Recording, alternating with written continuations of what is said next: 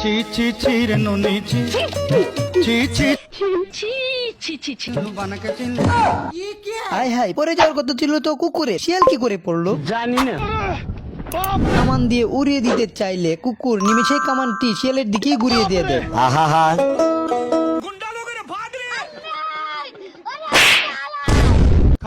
কথায় আছে একবার না পারিলে দেখো শতবার, সেই চেষ্টাই শিয়াল করতেছিল।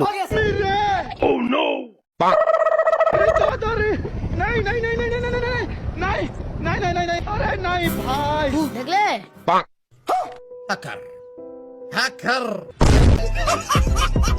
শিয়াল বেড়াকে দেখে মনে মনে খুব লোভ হইতেছিল। কুকুরকে এখান থেকে সরিয়ে দেওয়ার জন্য শিয়াল বুদ্ধি করে ঘড়ির কাঁটা পাল্টে দিতেই কুকুর মনে করে এটা তার দুপুরে লাঞ্চের সময় হয়েছে।